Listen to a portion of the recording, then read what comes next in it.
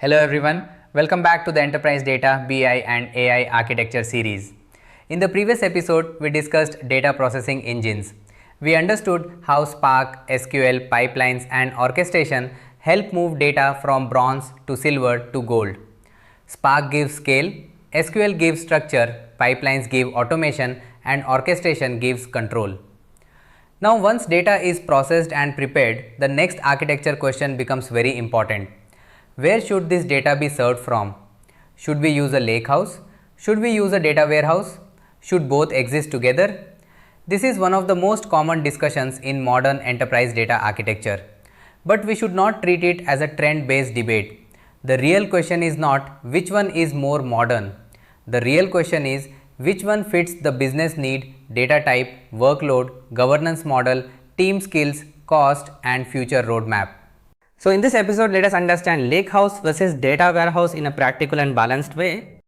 Let us start with the core difference. A lakehouse is designed to bring together the flexibility of a data lake and some of the management capabilities of a warehouse. It can store raw data, clean data, curated data, files, tables, logs, events and semi-structured data. It is useful for data engineering, BI, analytics, machine learning and AI workloads. A data warehouse is usually designed for structured, curated, SQL-based analytics. It is strong when data is modeled, organized, governed, and prepared for business reporting. So in simple terms, a lakehouse gives flexibility, a warehouse gives structure. But this does not mean one is better than the other. It means they are optimized for different needs. The architect's job is to understand the workload and choose the right serving pattern. A data warehouse is a structured platform for analytics and reporting. It usually stores clean, modeled and business-ready data. Data is often organized into fact tables and dimension tables. For example, sales fact, inventory fact, customer dimension, product dimension, date dimension, region dimension. This structure helps business users analyze data consistently. Data warehouses are very strong for SQL-based analytics, executive dashboards, finance reporting, operational reporting, and enterprise BI. They are also useful when the organization needs stable and governed reporting. For example, finance teams usually need trusted numbers. They need consistent definitions. They need auditability. They need controlled reporting logic. So, the data warehouse is still very relevant. It is not outdated. It remains a strong architecture pattern for structured enterprise analytics. A lakehouse is a modern data architecture pattern that combines ideas from data lakes and data warehouses. From the data lake side, it brings flexible storage. It can store raw files, semi-structured data, logs, events, and large historical data. From the warehouse side, it brings structure, metadata, tables, governance, and analytics capabilities. A lakehouse often works well with medallion architecture. Bronze for raw data, silver for cleaned and standardized data, gold for business-ready data products. The lakehouse is useful when an organization wants one foundation for multiple workloads: data engineering, BI, data science, machine learning, AI, exploratory analytics, historical storage. So, a lakehouse is not just a folder of files.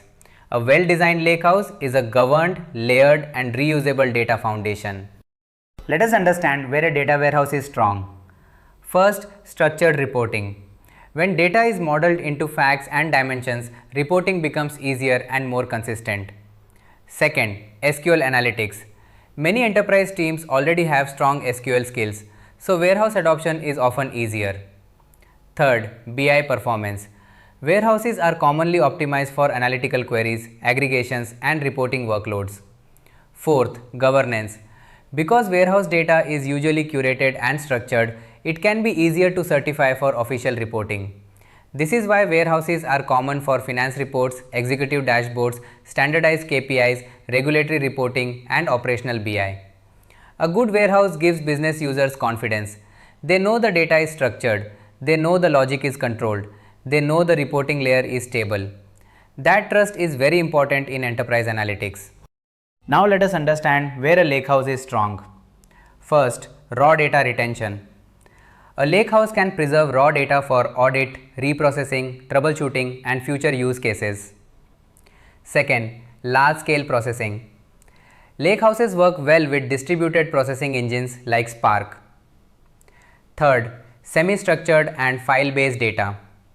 A lakehouse can handle files, logs, JSON, events, and large datasets more naturally. Fourth, multiple workloads. A lakehouse can support BI, data engineering, data science, machine learning, and AI from the same foundation.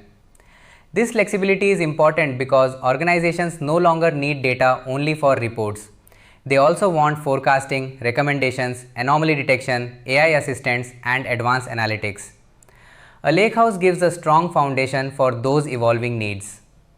But it still needs governance, quality, ownership, and structure. Without discipline, a lakehouse can become a data swamp. Let us compare them simply. A warehouse is usually more structured. A lakehouse is usually more flexible. A warehouse is strong for curated relational data and SQL analytics. A lakehouse can handle structured data, semi-structured data, raw files, events, and large-scale workloads. A warehouse is often preferred for stable BI and official reporting. A lakehouse is often preferred for data engineering, exploration, AI, machine learning, and scalable processing. A warehouse may be easier for SQL-heavy teams. A lakehouse may need stronger data engineering and governance discipline. So the question is not which one is more popular. The better question is which one fits this workload, which one fits this team, which one fits this governance model, which one fits the future roadmap. This is the enterprise architect mindset. A common misunderstanding is that lakehouse automatically replaces the data warehouse. That is not always true. In some organizations, the lakehouse may become the main data foundation. In some organizations, the warehouse may remain the primary analytics layer. In many enterprises, both will coexist. For example, the lakehouse may store raw and cleaned enterprise data. The warehouse may serve highly structured reporting and finance analytics. Or the lakehouse may support data science and AI while the warehouse supports certified BI. This coexistence is normal. Architecture is not about replacing everything just because a new pattern is available. Architecture is about choosing what fits. If a warehouse is already delivering trusted business reporting, replacing it without a clear reason can create risk. If the business needs raw data, large-scale processing, AI, and advanced analytics, then forcing everything into a warehouse may limit flexibility. The right answer may be hybrid. Let us take a practical example. An organization has ERP, CRM, files, APIs, and IoT data. All raw data lands in the lakehouse bronze layer. Then the data is cleaned and standardized into silver. Gold data products are created for sales, finance, customer, and operations. Some gold data may feed Power BI semantic models directly. Some gold data may feed machine learning and AI workloads. Some curated data may be loaded into a data warehouse for structured reporting and high-performance SQL analytics. In this architecture, the lakehouse acts as the flexible foundation. The warehouse acts as a structured serving layer. Both are useful. Both have a purpose. This is a practical enterprise pattern when an organization wants flexibility for engineering and AI, but also wants stable and governed BI consumption. A data warehouse may be the better fit when the requirement is structured and BI focused. For example, finance reporting, regulatory reporting, executive dashboards, certified KPIs, repeatable business reports, dimensional models, SQL-based analytics, or when the team is already strong in SQL and warehouse design. A warehouse is also useful when the data is well understood and the business wants stable reporting rather than flexible exploration. For example, monthly revenue reporting should not change every day based on experimental logic. It needs controlled definitions. It needs performance. It needs trust. So when the priority is governed, repeatable, structured analytics, a data warehouse can be a strong choice. A lakehouse may be the better fit when flexibility is important. For example, when the organization needs to preserve raw data. When source data includes files, logs, JSON, IoT events, or semi-structured data. when large-scale processing is required, when data science and machine learning teams need access to historical data, when AI use cases need enterprise context, when the platform needs bronze, silver, and gold layers, or when requirements are still evolving. A lakehouse gives flexibility because raw data can be preserved and transformed later for different needs. So, when the priority is flexibility, scale, raw retention, and multi-workload support, a lakehouse can be a strong choice. But again, flexibility without governance can become chaos. So, the lakehouse must still be designed with structure and control. One important enterprise architecture point is team capability. A lakehouse architecture may look very powerful on paper, but if the team does not have Spark, data engineering, DevOps, monitoring, and governance skills, implementation may struggle. A warehouse may look simple, but if the team does not understand dimensional modeling, SQL optimization, data quality, and semantic modeling, reporting trust may still fail. So, architecture should match the operating model. Who will build the platform? Who will maintain the pipelines? Who will optimize performance? Who will manage security? Who will validate business logic? Who will support failures? Who will control cost? The best architecture is not only technically correct, it must also be realistic for the team to operate. This is why enterprise architects must consider skills, support model, governance, cost, and long-term maintainability. Let us look at some common mistakes. The first mistake is using a lakehouse as a dumping ground.